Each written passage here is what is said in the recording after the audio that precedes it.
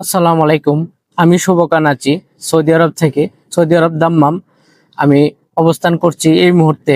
আজ যে বিষয়টা নিয়ে তোমাদের সাথে কথা বলছি সেটা হলো, তোমরা কোন গাড়ির জন্য কোন ক্যাটাগরির ড্রাইভিং লাইসেন্স বানাবে। ড্রাইভিং লাইসেন্স তো তোমরা সবাই চিনো, যে গাড়ির ড্রাইভার হলে ড্রাইভিং লাইসেন্স তার থাকবেই। কিন্তু কোন গাড়ির জন্য কোন ড্রাইভিং লাইসেন্স প্রয়োজন, তোমাকে গাড়ি চালাতে হলে কোন ড্রাইভিং লাইসেন্স দিয়ে তোমাকে কোন গাড়ি চালানোর অনুমতি দিবে, কোন গাড়ি দিয়ে চালাতে গেলে কি নিয়ম কারণ মানতে হবে, তোমাকে সেই বিষয়গুলো আগে খুব ভালোভাবে জানতে হবে। তাহলে আর কথা নয়, সুন্দর করে জেনে নাও যে কোন ক্যাটাগরির গাড়ির কোন লাইসেন্সের মাঝে পড়ে আর কোন ক্যাটাগরির লাইসেন্স দিয়ে কি গাড়ি চালাতে পারবে। তাহলে শুরু করি মূল কথা। এর মাঝে অনুরোধ রইল, তোমরা যদি এখনো আমাকে সাবস্ক্রাইব ফলো না করে থাকো, প্লিজ অনুরোধ রইল তোমরা আমাকে সাবস্ক্রাইব ফলো করবে, লাইক কমেন্ট করতে ভুলবে না। কেননা প্রতিনিয়ত ভিডিও তৈরি করি তোমাদের জন্য। আমি শুভকান সৌদি আরব থেকে কষ্ট করে কাজের ফাঁকে যেন তোমাদের কোনো কল্যাণে আসে। তাহলে শুনো, মূল কথা শুনো। এখন তুমি যদি দেশে অথবা বাংলাদেশে তুমি যদি ছোট গাড়ি চালিয়ে থাকো, তাহলে নিশ্চয়ই তোমার লাইট লাইসেন্স আছে। আর যদি তুমি মিডিয়াম কোনো গাড়ি চালিয়ে থাকো, তো অবশ্যই তোমার মিডিয়াম লাইসেন্স আছে, মধ্যম লাইসেন্স আছে। আর যদি বড় ডিস্ট্রিক্ট ট্রাক কিংবা টেলার, আমার এই যে ব্যাকগ্রাউন্ডের পিছনে আছে, এই সমস্ত গাড়ি যদি তুমি চালিয়ে থাকো, তাহলে নিশ্চয়ই তোমার একটা হেভি ড্রাইভিং লাইসেন্স আছে। তাহলে আমরা মূল কথা শুরু করি। এতক্ষণ শুনলাম যে কোন ক্যাটাগরির কি। ট্রেলারটা যদি তোমাকে চালাইতে হয়, ট্রেলার ড্রাইভার তোমাকে হতে হয়, তাহলে সবার আগে তোমাকে একটা হেভি ড্রাইভিং লাইসেন্সের মালিক হতে হবে। আর যদি মধ্যম কোনো তুমি গাড়ি চালাও, ছোট ট্রাক অর্থাৎ 5 টনি, 3 টনি, 1.5 টনি, 2 টনি, এই সমস্ত গাড়ি যদি তুমি চালাও, তাহলে তোমাকে মধ্যম মিডিয়াম লাইসেন্সের মালিক হতে হবে।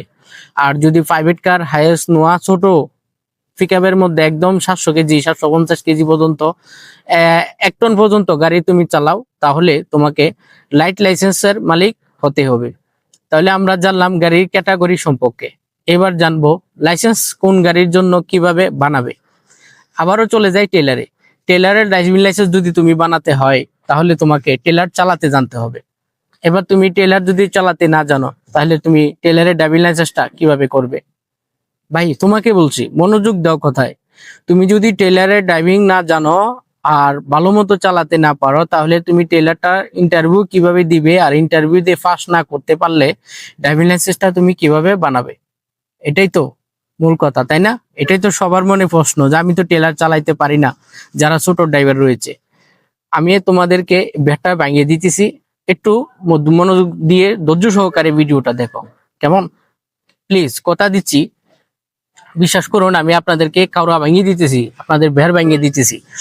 এখন টেলার বাংলাদেশে চালাতে পারলেও না পারলেও, কোন রকম ডিস্ট্রিক্ট বা ট্রাক যে কোনো একটা চালাইতে পারলেই আপনি হেভি ড্রাইভিং লাইসেন্সের মালিক হয়ে যাবেন বা হয়ে গেছেন।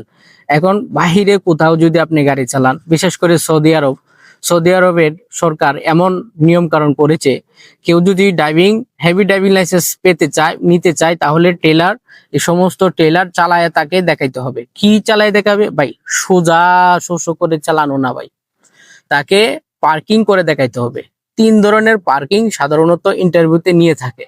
একটা বক্স পার্কিং, একটা এস পার্কিং, আর একটা কেরালা পার্কিং। এই 3 ধরনের পার্কিং সাধারণত আমাদের বেশি ইন্টারভিউর মাঝে দেখতে পাওয়া যায়, ইন্টারভিউতে দিয়ে থাকে।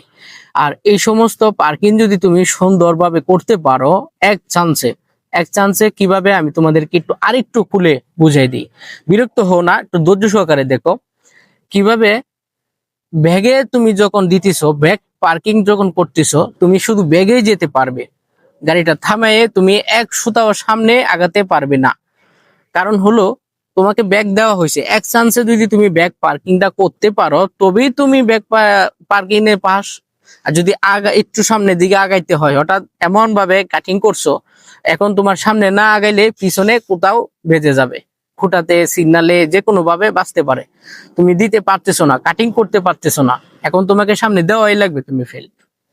আবার ব্যাগ দিতে গিয়ে যদি তুমি স্টিয়ারিং হাতে নিয়ে কাটিং করো, এদিক সেদিক মুছামুছি করো, দেখতে যদি দেখা যায়, এমন বোঝা যায় যে তুমি নতুন, তাহলে তোমাকে কিন্তু তারা ফেল দিয়ে দিবে। কারণ তারা বুঝে ফেলবে যে তোমার হাত কাঁচা। এখন তোমার যদি হাত কাঁচা থাকে তাহলে তুমি নিশ্চয়ই ড্রাইভিং ইন্টারভিউ দিয়ে পাস করতে পারবে না। তাহলে আমি অনুরোধ করব, তোমরা যদি টেলার চালাতে হয়, টেলারে ইন্টারভিউ দিয়ে পাস করতে হয়, তাহলে অবশ্যই তোমাদেরকে টেলারটা ভালো মতো চালানো উচিত, ভালোভাবে পার্কিং করা জানা উচিত, আর ভালোভাবে প্র্যাকটিস করা উচিত। এবার আসো আরেকটা পয়েন্টে।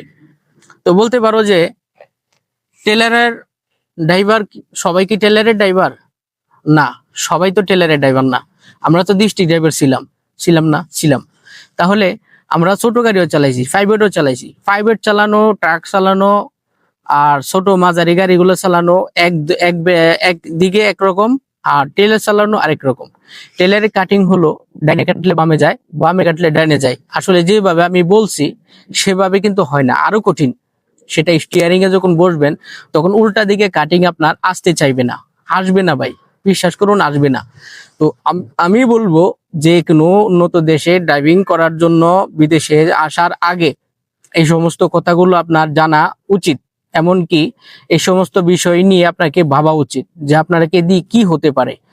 এবার সারণ এটা, এখন যখন আপনি পার্কিং কোথায় থেকে শিখবেন, কিভাবে শিখবেন? যদি আপনার ডিস্ট্রিক্ট চালায় থাকেন, শুরু থেকে কিন্তু আপনারা গাড়ি চালাইছেন ভাই, কথাটা বুঝাইতে পারতেছি কিনা জানি না। শুরু থেকে আপনারা ড্রাইভিং করছেন, গাড়ি চালাইছেন, ব্যাগ দরকার হলে ব্যাগে দিয়েছেন, আগে হলো আগে দিয়েছেন, যেভাবে খুশি গাড়ি চালাইছেন। তো কখনো কি আপনারা পার্কিং করা প্র্যাকটিস করছেন? কি পার্কিং করা? গাড়ি সোজা নিয়ে আগে নিয়ে কাটিং করে ব্যাগে দেওয়া, এটা না ভাই। পার্কিং এক চান্সে পার্কিং করার, এক চান্সে কাটিং করে গাড়ি ভেঙে দেওয়া, পার্কিং এর নির্ধারিত জায়গায় পার্ক করা, এটা কি প্র্যাকটিস করছেন কখনো? আমি মনে করি করেন নাই। কেন করেন নাই? বিশ্বাস করে আমি নিজেই করি নাই ভাই, বিশ্বাস করুন। যখন আমি ঠেকছি তখন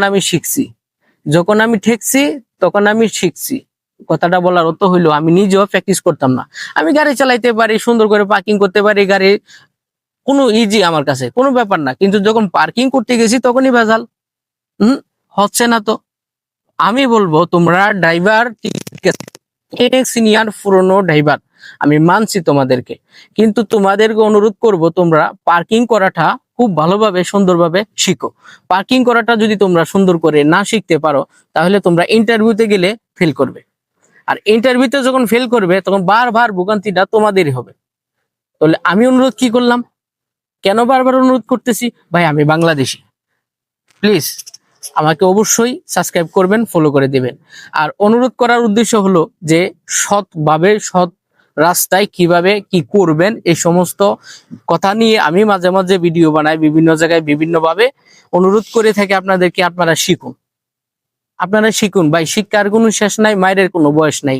আমরা ড্রাইভাররা যখন তখন মার খাইতে রাজি, কারণ ভুল করলে আমাদের নসিবে মার ছাড়া কিছু জুটে না।